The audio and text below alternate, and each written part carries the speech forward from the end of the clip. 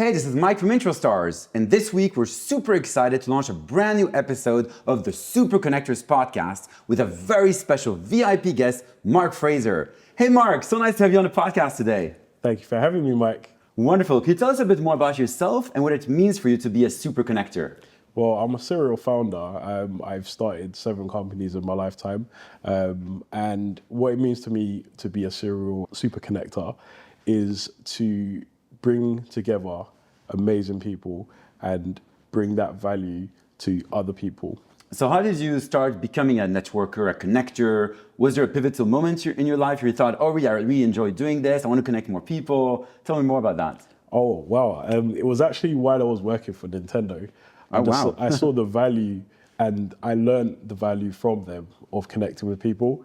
And I learned the value of being for everybody and also connecting with everybody and resonating with people on their level. So what were you doing exactly in Nintendo? Like how were you connecting people there? Like how did that come about? I was actually part of the support team. So we helped launch everything from the Wii U to the Nintendo Switch. Yeah. And through that, we were helping people. So we were helping tons of Nintendo customers. While we were doing that, we were also going to loads of their marketing events. And through that, I built a network and I started to expand. And before that, I was also a video games developer. That's kind of how I got introduced to Nintendo. So I thought, you know what, let me just try and expand my network in the games industry as well, because that's the industry I wanted to ultimately end up in.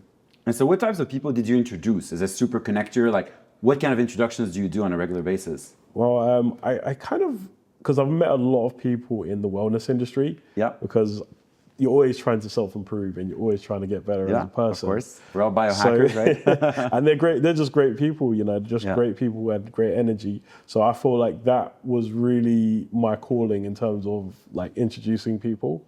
And I felt like that's where I could help the most. And so do you define yourself as a super connector? What does that really mean to you?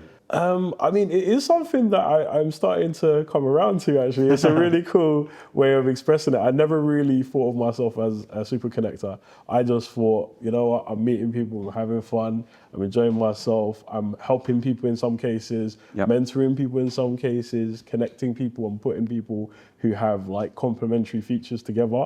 So for me, it was just part of my natural aura.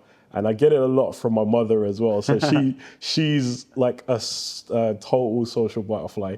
You know, that just had to get passed down in the genome to me. So you enjoy connecting the dots. Absolutely, absolutely. Yeah, I remember when I met you at the networking event for founders, those rare founders. Yes. Immediately, you know, we started talking about connecting people, about being super connectors. And I just saw that passion, you know, in our conversation. Absolutely. That you had about connecting people. And obviously you've got a big network today. Yeah. So can you tell me a bit more about how you value those interactions, connections, introductions, and what's your approach to networking? Well, I like to go by the 4 R's, right? So I like to go by your relationship with somebody. Yeah. And also the relevance to the person you're connecting them to, and also the person's reliability, because you never want to connect people with someone who isn't reliable. Yeah, and have you had like some good and bad experiences around that? Like what's your experience to build that strategy around the 4 R's? Yeah. I suppose that every connection is a bit of a hit and miss. You never know how it will go because there's always some underlying circumstances, but you have to do a little bit of due diligence, you know, to actually make sure that that is going to be a valuable connection. So you have to do a little bit of groundwork, a little bit of talking, and make sure that it's a win-win for both parties. Exactly. You know, it's all about creating value around you, creating win-wins. Exactly. So when you talk about connecting people, it's all about helping others, creating value, as we just talked about. But obviously, it's also about monetizing. Somehow, you have to pay the bills. So how do you walk that fine line between making good, valuable introductions and helping people, but also somehow monetizing? How do you do that?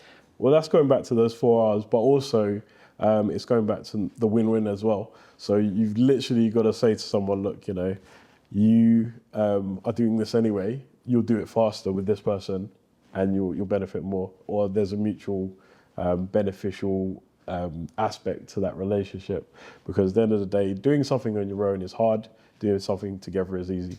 Yeah, but what about those introductions where you monetize? We're talking about real estate introductions, customers and businesses. Like, what kind of introductions do you look at in terms of monetization, and how do you approach that? Right, okay.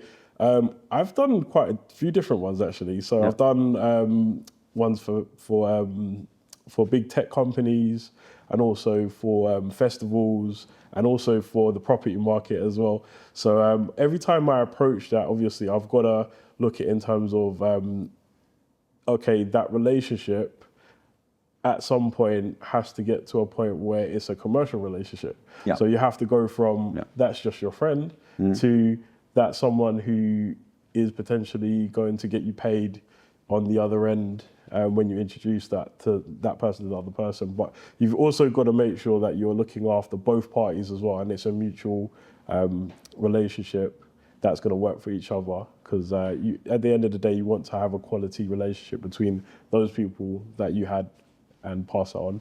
If that makes sense. Exactly. Yeah. So how do you track the introductions you make or receive? Do you use some kind of spreadsheet or tool? Obviously, if you look at new tools like intro stars, which allow you to track every introduction you make and receive in one single view, and obviously monetize if a deal comes out of it, actually for you to get paid as an introducer, how does that change your approach? Or not just for you, but for other people out there who are super connectors and networkers? I found the platform amazing actually, because I could just keep everything on the platform, and I can keep track of all my messages, and also keep track of my clients, and also the progress of my introductions as well. And also I can connect with them through LinkedIn and other platforms that are commonly used as well. So I can connect with them even further.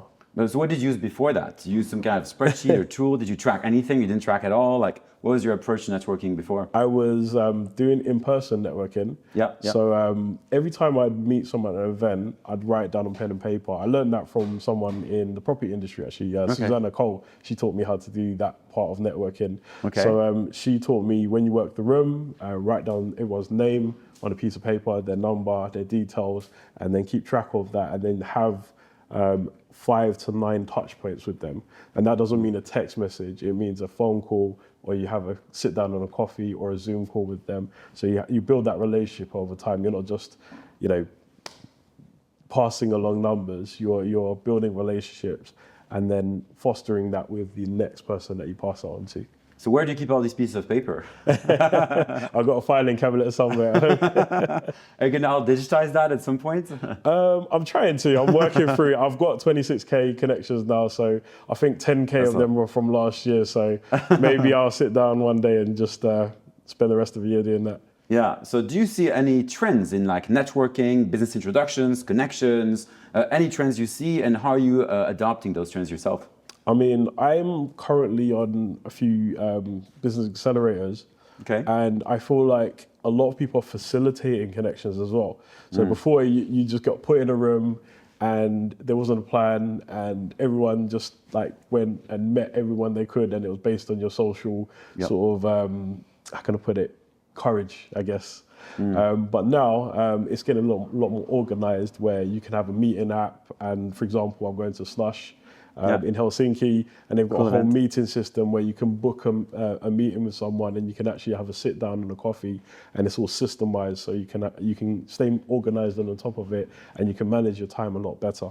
And so do you have any recommendations for people who are starting their networking journey, their super connector journey, who start to go to more networking events and connect people? Any advice or recommendations or tips you would have? I mean, I usually say just smile, wave, and say hello. That's always a good technique. I love that, Keep track of people, and also follow up. If you say you're going to do something, make sure you do it. Because like we were speaking about earlier, trust is a massive issue. So if you can't be reliable and you can't come back to someone in a timely fashion, they're not going to trust you. Yeah, of course. I mean, trust is everything, especially in the world of networking, business connections. You build your personal brand, your reputation, etc. So important. Sure. So what are you working on today? Where can people follow you? What are you working on? Any cool projects for the next couple of months and years? I'm actually a video games developer and trying to become a video games publisher as well. So I'm working on 6 video game titles. Wow. 4 of them are in-house titles, and one of them is with a charity called Urban MBA. So they work with people to teach them entrepreneurial skills. So I'm working on a video game that's both educational and it's fun for them, and that's going to be coming out quite soon for mobile, possibly PC. So you're going to compete with Nintendo or work with them potentially. Hopefully one day. You know? So where can people find those games? Do you have a website or a social media? Where can people find you? Yeah, on every platform we're Aero Astro Arts Limited, or just Aero Astro Arts.